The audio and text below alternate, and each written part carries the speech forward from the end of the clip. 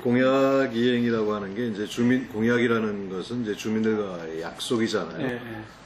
당선이 되면 어떤 것을 하겠다라고 하는 걸 이제 주민들에게 약속하는 건데, 재선을 목표로 지난번에 출마를 하면서 이제 그 이행 가능한 공약 범위 안에서 저희가 그 공약을 이제 제시를 했었고요. 네. 그런 측면에서 좀 좋은 그 결과가 나오지 않았을까 생각을 합니다.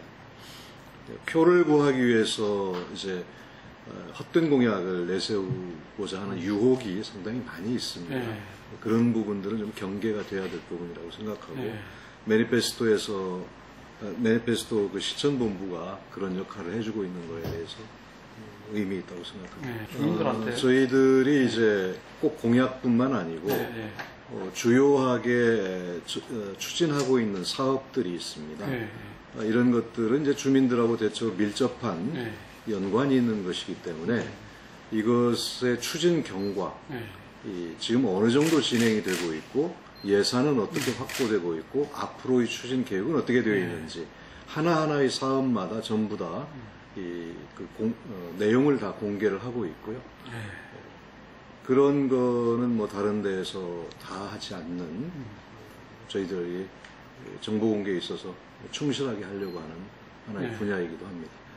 이제 저희가 굳이 착한 변화라는 용어를 썼던 것은 어떤 이 단체장한테 주민들이 바라는 여러 가지 요구가 있는데, 그 중에 이제 지역의 변화, 특히 이제 도봉구 같은 경우는 많이 낙후되어 있지 않느냐, 이런 거에 대한 이제 불만들을 가지고 있고, 또 지역의 발전을 원하는 경우가 목소리가 많습니다. 근데 발전이라는 것이 어떤 그 눈에 보이는 개발, 뭘 뜯어고치고 건물을 짓는 이것만이 발전은 아니라고 생각하거든요. 저희가 이제 그런 측면에서도 우리 도봉구의 가능한 발전이 어떤 것인지를 깊이 있게 고민을 해야 되지만, 그와 동시에 또 이 지방자치단체가 기본적으로 추구해야 되는 가치라고 하는 것이 있습니다. 주민과 함께 해야 되는 거랄지, 주민을 주체로 세우는 문제랄지, 또는 그렇게 하기 위한 주민들의 역량을 강화하는 문제랄지, 이런 것들, 뭐 그러니까 이 경쟁 위주의 우리 사회를 어떻게 이 협력과 연대의 그 분위기로 만들어갈 것인지, 이런 것들은 눈에 보이지 않지만 우리 사회가 지향해 나가야 될 매우 중요한 가치라고 생각하거든요.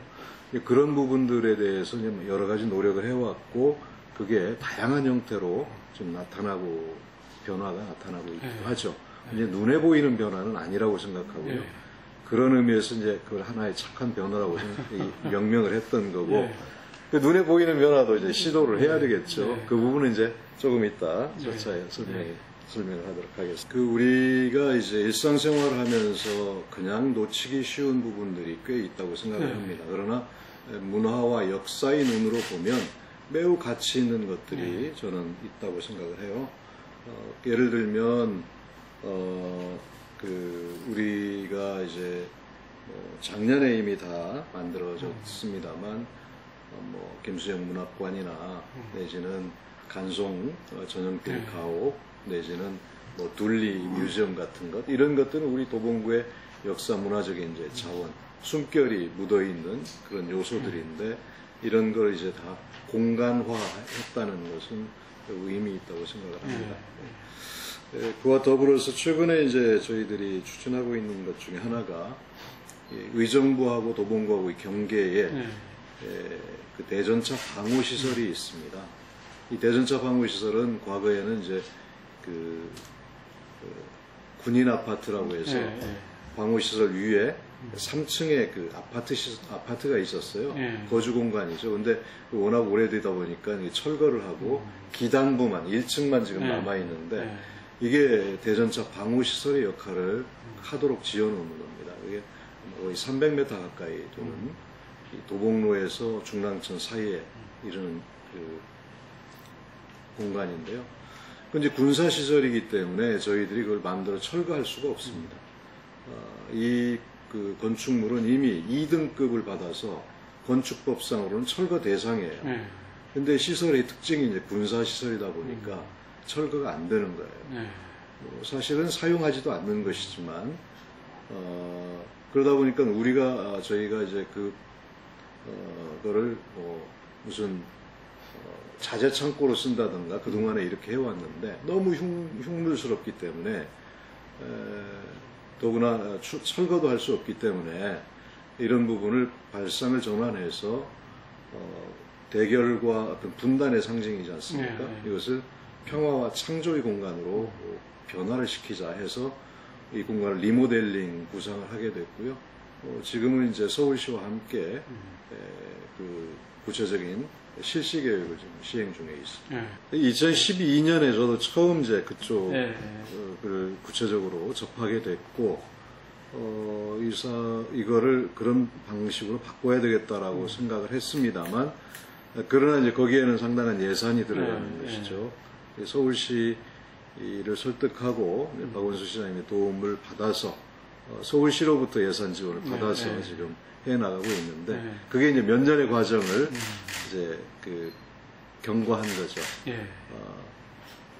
그러니까 예산이 수반되지 않으면 뭐 한 발자국 못 나가니까 그런 과정이 있었습니다.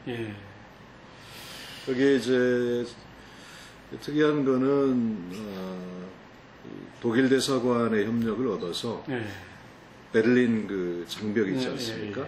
그 장벽에 몇 개를 저희가 그 협조를 받아서 무상 기증을 받아서 그게 이제 설치를 좀 하려고 생각하고 있습니다. 이게 이제 단지 그 공간이 어떤 뭐 예술 공간으로 변화하는 것뿐만 아니라 이 평화 공원으로서 평화를 추구하는 어떤 가치를 담은 이 공간으로서의 의미를 부여하기 위해서 그런 이제 평화와 관련된 시설물, 설치물들을 계획을 하고 있습니다. 이런 이제 공간 재생의 사례는 우리나라뿐만 아니라 외국에도 다양한 사례가 있죠. 이제 프랑스 같은 경우는 오르세 미술관, 과거에 이제 철도역으로 쓰였던 것을 미술관으로 만들었지 않습니까? 뭐 동양에도 중국에 얼마 전에 북경에 갔습니다만 798 예술구라고 하는 데가 있대요. 거기 보니까 뭐 상당한 정도로 큰 산업 단지였는데 이제 군수산업공단이었어요, 과거에. 이게 오래되니까 그걸 방치하고 있었는데 이건 문화예술지구로 이렇게 만든 사례랄지, 뭐 뉴욕의 뭐 하이라인 같은 경우 대표적인 거잖아요. 철거하지 않고 그걸 그러니까 업사이클 한다는 거예요. 뭐 이런 방식으로 하는 건데, 사실은 여기는 그나마 그 건축적 가치가 있는 뭐 그런 것이지만, 우리 같은 경우는 철거하고 싶어도 철거할 수 없는 정도로 흉물이었거든요. 그걸 이렇게 바꿔낸다라는 건 나름대로 뭐 의미가 있지 않나 싶습니다. 의미를 그러니까 지방자치는 그 지역의 역사와 문화에 대한 공감을 주민들이 갖고 있을 때 어떤 그 지방자치라고 할 수가 있는 것이거든요. 단지 행정구역상의 경계라고 한다면 그건 뭐 지방자치라고 할 수가 없는 것이죠. 그 지역의 어떤 그 문화와 역사의 숨결을 불러 넣어주는 것, 그 장소에, 이건 매우 중요한 의미가 있는 것이다, 이렇게 생각합니다. 지금 이제 큰 틀에서는 그 창동 상계 신경제 중심지 사업, 이렇게 해서 이제 서울시하고 같이 쭉 해왔고요. 그 창동 지역과 노원구의 이제 상계 지역, 여기에 서울시에서 얼마 남지 않은 유일한 가용 부지들이 있는 곳이거든요. 그래서 이곳에 대해서 서울시가 이제 저희가 끊임없이 계획을 서울시와 같이 논의를 해왔고, 올해 들어서 올해 초에 그 국토부에서 도시재생 특별지구를 지정하는 그런 과정이 있었어요. 작년부터 이제 쭉 추진을 해왔지만 얼마 전에 이제 그게 발표가 됐는데, 이 창동 상계 지역이 경제 기반형 도시재생 특별지구 이렇게 이제 선정이 됐습니다. 이제 국가적으로 일정한 이제 지원이 가능하고 법률적, 행정적, 재정적 지원이 가능한 지역으로 이렇게 됐어요. 그 매우 의미 있다고 생각하고요. 창동 상계 지역이지만 상대적으로 상계 지역은 이제 이전을 해야 되는 과제가 있기 때문에 상당히 기간이 좀 뒤로 밀려 있고 선도 지역으로 해서 이제 창동이 먼저 그 개발이 가능한 그런 지역인데 뭐 지난번에도 말씀드렸지만 이제 가장 핵심적인 사안이 아레나 공연장입니다. 그리고 그 주변에 이제 추가된 게 그 국내 최대 규모의 로봇 과학관, 그리고 사진 미술관, 그 다음에 일자리 관련해서 50+ 캠퍼스라고 해서 은퇴 직전에 있는 그 분들의 어떤 그 제2의 인생 이모작을 준비하는 이런 과정, 이런 게 이제 부대 시설이 주변에 들어가고, 그 다음에 이제 최근에는 뭐 서울시가 아직 최종 확정은 안 됐습니다만, 그게 이제 대중음악 박물관과 또 버클리 음대와 같은 그런 이제 캠퍼스가 없는 건물형 대학, 이거를 이제 추진해 보겠다라는 발표도 있었습니다. 기본적으로는 이제 뭐 그 아레나 공연장을 중심으로 해서 그 뮤직시티 이로서의 도봉구로 가기 위한 인프라들이 지금 인프라 구축을 위한 계획들이 추진되고 있는데, 핵심적으로 이제 아레나 공연장은 민간이 지금 최초 제안자가 제안을 해서 서울시의 그 투자 적격성 검사를 통과하고, 그 다음에 이제 기재부에서 피맥이라고 해서 투자 적격성 검토를 하게 되는데요. 그 과정에 막바지에 있습니다. 그래서 한 8월 말 중에는 아마 그 피맥의 그 적격성 검토가 마무리될 걸로 뭐 이렇게 지금 생각하고 있습니다. 그럼 원래 그 첫 삽을 뜨게 되는 겁니까? 아닙니다. 그래서 내년 그러면 이제 또 다른 서울시 내의 의회 동의 절차랄지 아니면 그 도시계획 변경 절차랄지 이런 행정적 절차가 이제 뒤따르게 되고요. 그러면 이제 내년부터 해서 설계가 끝나면 연말에 착공하게 되는 상당히 장기간에 걸친 이제 그런 게 이제 핵심적이고요. 그 말씀하셨던 창업단지 같은 경우는 그 아레나 공연장 부지 주변에 있는 그 대형 환승 주차장 부지를 SH공사가 이제 아레나 공연장에 들어섰을 때 따라오게 되는 이 문화산업, 문화기업들을 유치하기 위한 이 단지 조성을 위해서 현재 용역 중에 있는 상황입니다. 그런 것들이 이제 저희로서는 아까 앞서 말씀드렸던 착한 변화와 더불어서 도시 활력을 증진하는 그런 사업으로 좀 생각을 하고 있고, 저희로서는 그런 이제 도시 활력 증진을 위한 기본적인 전략 방향을 문화로 이제 설정을 하고 지금까지 노력을 해왔던 거죠. 이쪽에 그 어떻게 보면 전혀 있지 않았던 그 생소한 문화라고 할까요? 우리 접할 수가 없었던 그런 문화들이죠. 홍대에 가서나 볼 수 있는 그런 문화가 이제 문화를 접할 수 있는 공간이 새로 생긴 거죠. 플랫폼 상금 60이. 공간 자체가 갖고 있는 매우 그 이색적인 특성이 있지 않습니까? 이제 컨테이너로 만들었다는 거. 그리고 그 안에서 벌어지고 있는 문화 행위가 평소 이쪽 지역에서 접할 수 없는 그런 문화라는 것. 이게 이제 어우러지면서 젊은이들이 상당히 많은 관심을 갖고 있었고, 또 거기가 이제 뭐라 그러나요? 포토존으로서의 역할. 꼭 공연을 보지 않는다 하더라도 그 포토존 연인과 함께 와서 사진을 찍는다든가 하는 그런 일상적 변화들이 좀 생기기 시작했고요. 그러나 그거 자체가 이제 어떤 그 목적은 아니기 때문에 마중물 사업으로서의 이제 기능 이런 것들을 지금 해오고 있는데 뭐 저희로서는 주민들로서는 매우 좋은 반응을 이제 보여주고 있습니다. 그 공간을 운영하는 네. 기획사가 정해져서 네. 위탁을 해서 기획사에서 맡아서 하고 있습니다. 공간 자체는 서울시가 사실은 뭐 처음부터 끝까지 다 한 거고요. 그 몇 개월 동안의 이제 공연 계획은 다 지금 짜여져 있는 거예요.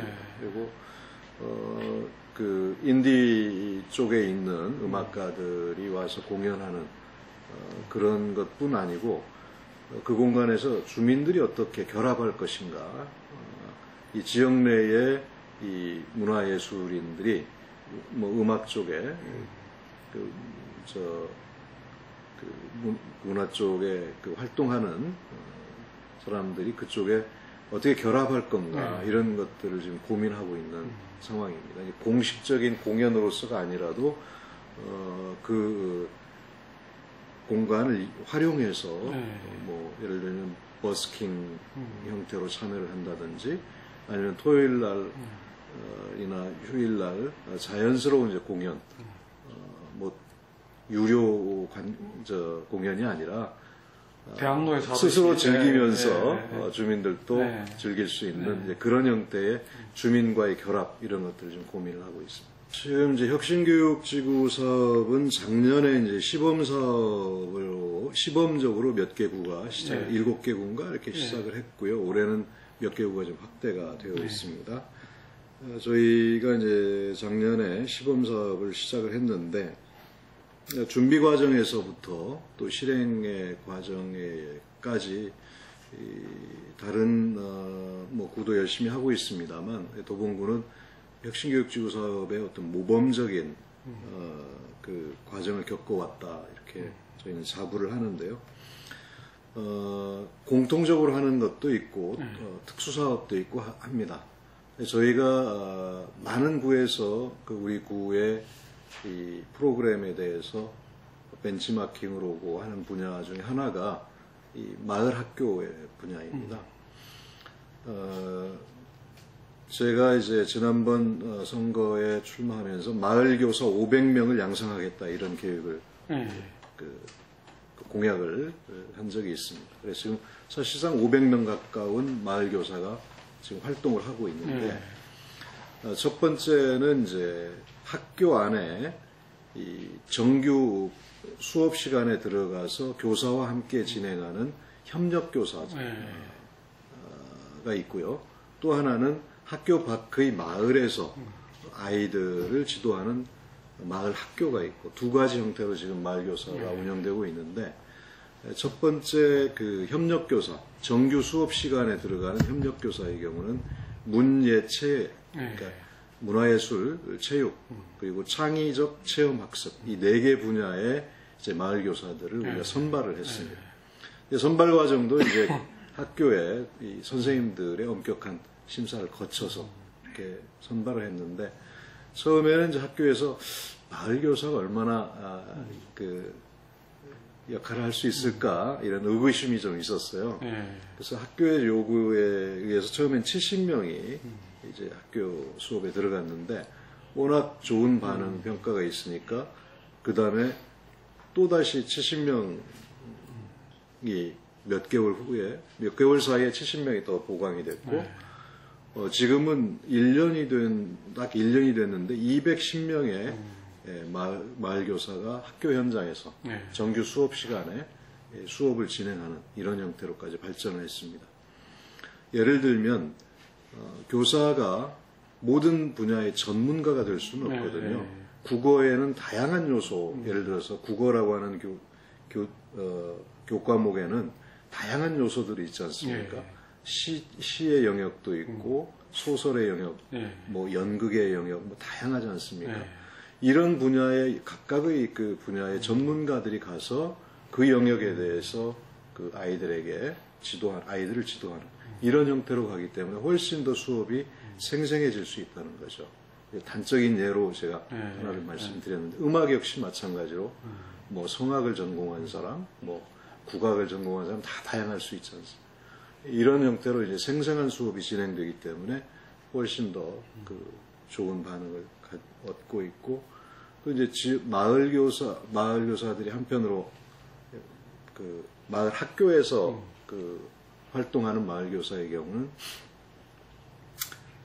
지금 82개의 프로그램 마을 학교가 운영이 되고 있습니다. 거기에 이제 여러 명의 마을 교사들이 하나의 마을 학교를 운영을 하고 있는 거죠. 그런 게 이제 어떤 다른 구에서 보기 쉽지 않은 그런 모습입니다. 저희들이 이걸 역점적으로 했던 것은 아이들이 아까도 말씀드렸다시피 서열화되는 그런 수업이 아니라 누구나가 참여할 수 있는 수업, 그리고 마을에서는 돌봄이 있는 마을, 이런 것들을 만들어 보고자 했던 거죠. 지금은 아이들이 그 마을에서는 익명의 그 활동을 하고 있어요. 생활을 하고 있어요.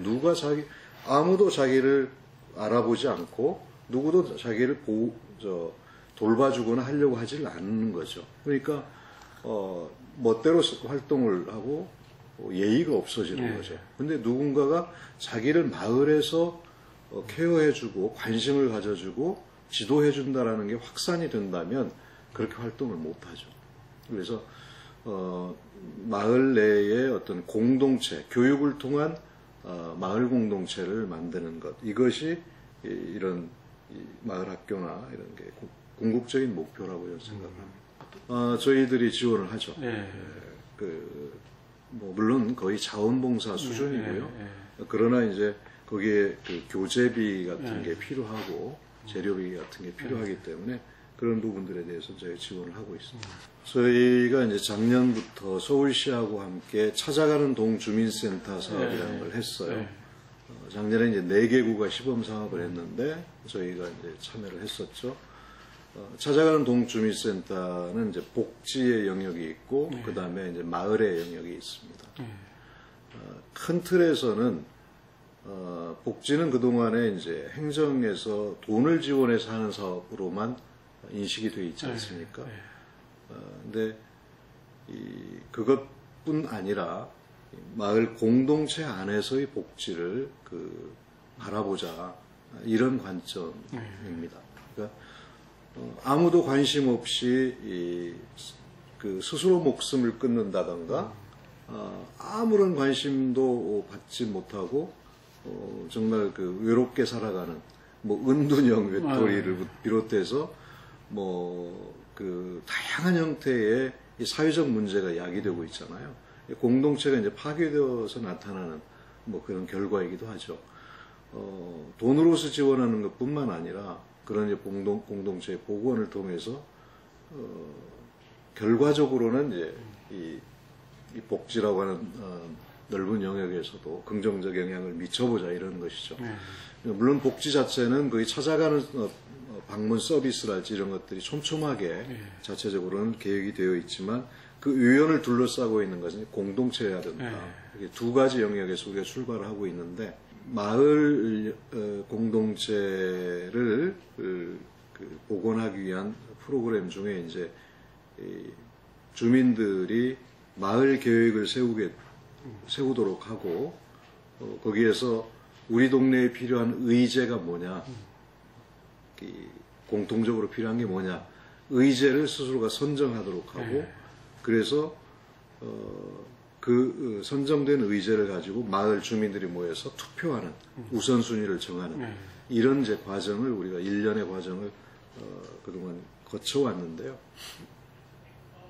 그게 이제 마을 총회죠. 이런 과정은 처음 해봤던 거죠.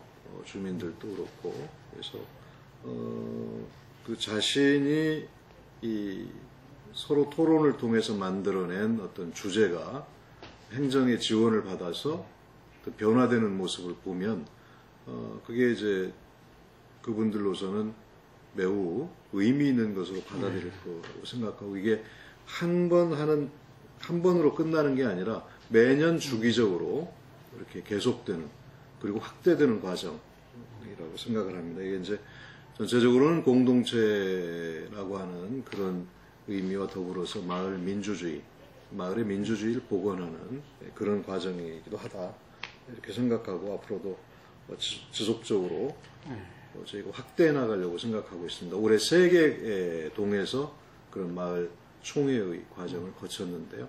내년에는 훨씬 더 확대해 나가려고 생각하고 있습니다. 일단은 이제 뭐 둘 다, 그러니까 아기공룡 둘리나 무대리나 이 작가가 그 도봉구에서 이 작품을 쓴 것이고요. 그 다음에 이 작품의 배경이 이 둘 다 쌍문, 그러니까 분명하게 나와 있습니다. 둘리는 이제 쌍문동, 그리고 무대리는 방학동이라고 하는 그 배경, 장소적 배경이 이제 분명히 있기 때문에 그 우리하고 뭐 밀접한 관련이 있는 것이고, 더구나 이제 두 만화의 캐릭터들이 극히 성공한 케이스는 아니거든요. 매우 서민적이고, 아주 서민적이고, 무대리는 좀 그렇죠. 그렇습니다. 그래서 우리 도봉구의 이제 기존의 그런 서민적 그 이미지하고도 매우 어울리는 그런 거라서 저희들이 이제 협약을 맺어서 추진하고 있죠. 뭐 무대리는 또 서울시 홍보대사이기도 합니다. 아 그렇습니까? 예를 들어서 그 큰 어떤 그 기념비적인 뭐 관광객을 그 관광 수요를 늘리기 위한 이런 것으로 처음부터 이제 계획하지는 않았어요. 물론 그런 정도의 규모도 되지 않고요. 다만 도봉구를 알리는 데 있어서는 매우 큰 역할을 했다 이렇게 생각합니다. 그리고 예를 들면 김수영 문학관 같은 경우는 이제 국문학을 전공한 사람으로서는 당연히 가봐야 될 그렇죠. 그런 코스로서 이렇게 인식된다든가, 뭐 대학생들이 이제 계속해서 답사를 온다든가, 뭐 이런 거는 뭐 의미 있는 일이라고 생각합니다. 그리고 뭐 김수영 간송고택 같은 경우도 작은 그 규모의 건축물이지만 그 꾸준히 그 탐방객들이 좀 늘어나고 있기 때문에 그건 이제 지방자치하는 사람들이 바보는 아닙니다. 그걸 나눠가지고 얼마가 될 건지를 다 뻔히 알거든요. 아무 의미 없는 수준이고요. 그리고 그건 근본적인 해결책이 전혀 될 수가 없습니다.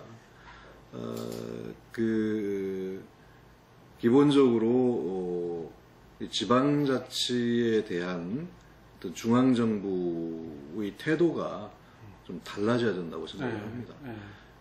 뭐 권한의 문제뿐만 아니라 기본적으로 이제 재정 문제죠. 최근에까지 계속 문제가 되고 있는 게 이제 누리과정인데요. 물론 누리과정은 이제 교육청과 중앙정부의 관계이지만 대표적으로 이야기할 수 있는 부분이죠. 그러니까 중앙정부가 책임을 져야 될 부분들을 계속해서 지방정부에 떠넘기게 하는 이런 방식으로는 더 이상 그 지방자치가 지속 가능하지 않다. 뭐 이런 수준까지 와 있는 게 아닌가 싶고요. 제도 개선이 빨리 돼야 될 문제라고 생각을 합니다. 임시방편적인 방식으로 계속해서 중앙정부가 모면하려고 하는 이런 태도는 좀 바뀌어져야 되는 게 아닌가. 근데 이제 개헌 문제는 뭐 제가 정치 쪽의 전문가가 아니기 때문에 뭐라고 말씀드리기가 좀 조심스럽습니다만 대체로 87년 체제에서 조금 더 나아가야 되는 거 아닌가. 이런 이제 논의들은 활발하게 있는 것 같고 상당한 정도의 공감대가 있는 게 아닌가 싶습니다. 87년의 그런 정치 상황을 보면 그때 비교하면 이제 헌법 체계나 내용은 상당히 수준이 괜찮은 그 당시의 정치 상황에 비추면 괜찮은 그 내용이라고 저도 생각을 하고 있는데 그러나 이제 뭐 상황이 상당한 정도로 이제 그때의 시대와 많이 달라졌기 때문에 그 개헌의 필요성은 있다고 생각합니다. 다만 현재 논의되고 있는 것이 권력 구조만을 놓고 논의되고 있는 것은 여전히 국민의 입장에서의 개헌이 아니라 여의도 정치권 내에서의 개헌이라고 하는 그 매우 좁은 틀 내에서 논의가 이루어지고 있는 것이 아닌가 저는 그렇게 생각합니다. 분권이라 하더라도 대통령의 권한을 얼마나 나눌 거냐 이런 분권이 아니라 지방과 중앙과 지방의 그 권한을 얼마나 더 나눠야 되는 건가 이런 것들이 같이 논의돼야 된다고 생각을 하고요. 권력의 형태 이것만 가지고 논의되는 것은 국민적 그 공감을 얻기 좀 쉽지 않은 게 아닌가 싶습니다. 그러니까 이 지방과 중앙의 지방정부와 중앙정부의 이 권한 배분뿐만 아니라 민생과 관련된 부분들도 같이 좀 논의가 되면서 이 개헌 논의가 이루어질 때 국민적 공감이 더 커지지 않을까 이렇게 생각합니다. 자치단체장이 정당의 지도부로서의 역할을 하고자 하는 것, 뭐 그런 시도 자체는 뭐 크게 그 문제가 있다고 생각하지는 않습니다. 다만 현실적으로 가능할까 하는 문제가 좀 있는 것이거든요. 근데 왜 최근에 들어서 그런 시도나 그런 도전을 해보려고 하는가? 그 기저에 깔려 있는 생각 이게 저는 더 중요하다고 생각하고 그거가 좀 드러나야 된다고 생각을 합니다. 정치가 여의도에만 묶여 있는 것, 정치가 여의도의 그 사고와 여의도의 생각에만 머물러 있다는 거죠. 저희는 이제 민생이라고 하는 부분하고 가장 밀접해 있는 거잖아요. 근데 이제 그런 점에서 매우 답답함을 느껴왔어요. 저희는 그래서 중앙 정치가 또는 저희가 속해 있는 당이 그 여의도만 머물러 있지 않았으면 좋겠다. 그럼 돌아봐 달라라고 하는 몸부림으로 이해를 좀 해주셨으면 좋겠다 이런 생각을 합니다. 저희는 이제 2012년도에 그 4개 구 저희 도봉구를 비롯해서 노원, 강북, 성북 이 4개 구가 이제 동북사구 발전 협의회라고 하는 걸 제가 만들었습니다. 만들어서 제가 2년 동안 이제 뭐 대표로서 역할을 해왔었고요. 지금은 이제 행정협의회라고 하는 법적 그 뒷받침이 되는 기구로서 지금 격상을 해 있습니다. 그래서 의회 동의를 다 받아서 조례화했고요. 그래서 조금 더 격상된 거죠.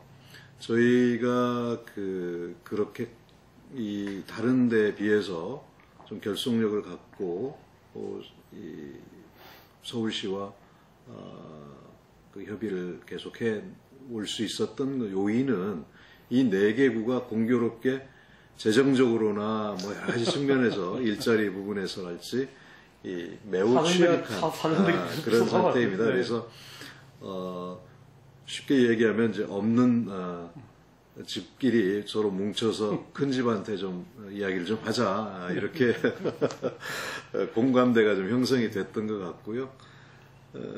다른 구에서도 좀 관심을 갖고 있어요. 근데 사안별로 이렇게 되어 있지 저희처럼 상식적 체계로서 갖추어 있지는 못합니다.